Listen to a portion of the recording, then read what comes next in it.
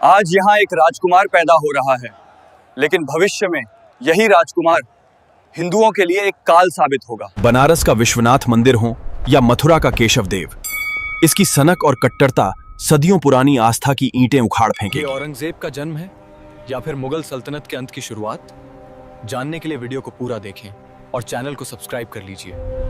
28 मई 1633 आगरा का किला। मुगलिया सल्तनत का सूरज अपनी पूरी बुलंदी पर था। बादशाह शाहजहां, जो दुनिया को ताजमहल जैसा नायाब तोहफा देने वाले थे, अपने परिवार के साथ नदी के किनारे हाथियों की लड़ाई का लुत्फ उठा रहे थे। लेकिन तभी जश्न का माहौल चीख पुकार में बदल गया। एक विशालकाय शाही हाथी अचानक पागल हो गया। जंजीरों को तोड़ता हुआ, अपनी सूंड को हवा में लहराता हुआ वह सीधा उस जगह दौड़ा जहां राजकुमार खड़े थे। भगदड़ मच गई। बड़े बड़े शूरवीर अपनी जान बचाने के लिए इधर उधर भागने लगे, लेकिन उस धूल के गुब्बार में एक 14 साल का लड़का अपनी जगह से हिला तक नहीं। जब मौत 10 टन के हाथी की शक्ल में उसकी तरफ बढ़ रही थी, तब उस लड़के ने भागने के बजाय अपने घोड़े की लगाम कस ली। हाथी ने हमला किया। घोड़ा गिर पड़ा, लेकिन वह लड़का जमीन पर गिरकर भी खड़ा हो गया। हाथ में भाला था और आंखों में अंगारे। उसने सीधा हाथी के माथे पर वार किया। यह दुस्साहस, यह निडरता, यह कोई आम बालक नहीं था। यह था मुहीउद्दीन मोहम्मद, जिसे दुनिया आगे चलकर औरंगजेब के नाम से जानने वाली थी। जब बादशाह शाहजहां ने उसे डांटा कि उसने अपनी जान जोखिम में क्यों डाली, तो उस 14 साल के लड़के का जवाब था, अगर मैं लड़ते हुए मारा जाता तो यह सम्मान की बात होती। शर्मिंदगी तो तब होती जब मैं पीठ दिखाकर भागता। यहीं से तय हो गया था कि हिंदुस्तान के इतिहास के पन्नों पर खून के छींटे बहुत गहरे पड़ने वाले हैं, क्योंकि औरंगजेब को डरना नहीं आता था, उसे सिर्फ जीतना आता था। समय का पहिया घूमा। साल आया 1657। दिल्ली के लाल किले के शाही कक्ष में मखमली बिस्तरों पर हिंदुस्तान का शहंशाह शाहजहां बीमार पड़ा था। हकीमों की दवाइयां बेअसर हो रही थीं और किले के बाहर एक अफवाह जंगल की आग की तरह फैल गई। बादशाह सलामत अब नहीं रहे। मुगलिया इतिहास का एक कड़वा सच रहा है, तख्त या ताबूत। बादशाह के जिंदा रहते ही उनके 4 बेटों के बीच तलवारें खींच गईं। एक तरफ था शाहजहां का सबसे चहेता बेटा दारा शिकोह। दारा एक सूफी मिजाज का इंसान था, जिसे वेदों और उपनिषदों में दिलचस्पी थी। वह अकबर के सपने को आगे ले जाना चाहता था। शाहजहां उसे अपनी आंखों का तारा मानते थे और दिल्ली में अपने पास रखते थे। दूसरी तरफ था दक्कन में बैठा औरंगजेब, कट्टर, अनुशासित और एक ऐसा रणनीतिकार जिसकी चालों को समझना नामुमकिन था। उसके लिए दारा शिकोह इस्लाम का गुनहगार था और तख्त का नाकाबिल वारिस। तीसरा था बंगाल में शाह शुजा, जो ऐशो आराम में डूबा रहता था। और चौथा था गुजरात में मुराद बख्श, जो बहादुर तो था लेकिन दिमाग से कच्चा। औरंगजेब जानता था कि दिल्ली की गद्दी का रास्ता तलवार की धार से होकर जाता है। उसने एक चाल चली। उसने अपने छोटे भाई मुराद को खत लिखा, आओ हम दोनों मिलकर उस काफिर को हटाते हैं, उसके बाद साम्राज्य को आपस में बांट लेंगे। मुझे सत्ता का लोभ नहीं, मैं तो फकीर बनकर मक्का चला जाऊंगा। भोला मुराद औरंगजेब के जाल में फंस गया। दोनों की संयुक्त सेनाएं दिल्ली की तरफ कूच कर गईं। मई 1658 आगरा से कुछ मील दूर सामूगढ़ का मैदान। गर्मी अपने चरम पर थी और उससे भी ज्यादा तप रहा था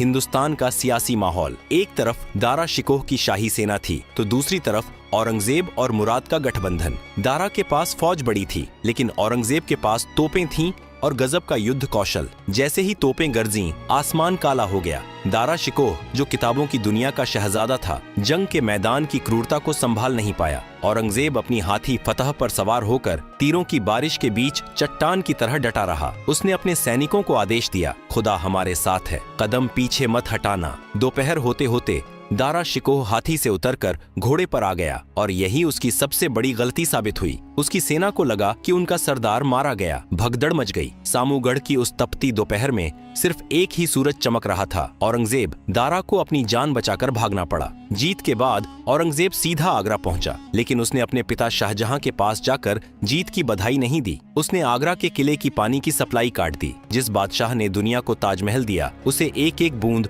पानी के लिए तरसा दिया गया। 3 दिन बाद प्यासे और लाचार शाहजहां ने अपने ही बेटे के सामने घुटने टेक दिए। औरंगजेब ने अपने पिता को उसी किले में कैद कर दिया जहां से वो अपनी महबूबा मुमताज के मकबरे को सिर्फ खिड़की से निहार सकते थे, लेकिन अभी असली क्रूरता बाकी थी। मुराद बख्श, जिसने औरंगजेब का साथ दिया था, उसे जीत के जश्न के बहाने बुलाया गया। उसे खूब शराब पिलाई गई। जब वह नशे में धुत होकर सो गया तो उसके पैरों में बेड़ियां डाल दी गईं। जिस भाई से साम्राज्य बांटने का वादा किया था, उसे ग्वालियर के किले में काल कोठरी में फेंक दिया गया और बाद में उसका कत्ल करवा दिया गया। और दारा शिकोह, उसे बलूचिस्तान के पहाड़ों में धोखे से पकड़ा गया। उसे दिल्ली लाया गया, लेकिन शाही सवारी में नहीं, एक मैल कुचैले हाथी पर फटे हुए कपड़ों में जंजीरों से जकड़कर उसे दिल्ली के चांदनी चौक में घुमाया गया। जिस जनता का वो चहेता था, वो उसे देखकर रो रही थी, लेकिन औरंगजेब का दिल नहीं पसीजा। औरंगजेब ने उलेमाओं की एक सभा बुलाई और दारा पर इस्लाम से गद्दारी का आरोप लगाकर उसका सिर कलम करने का फरमान जारी कर दिया। कहा जाता है कि जब दारा का कटा हुआ सिर एक थाल में सजाकर औरंगजेब के सामने पेश किया गया तो उसने उसे धोकर अच्छे से देखा, यह तस्दीक करने के लिए कि कहीं यह कोई चाल तो नहीं। जब यकीन हो गया कि उसका सबसे बड़ा दुश्मन अब इस दुनिया में नहीं है, तो उसने अपनी तलवार म्यान में डाल दी।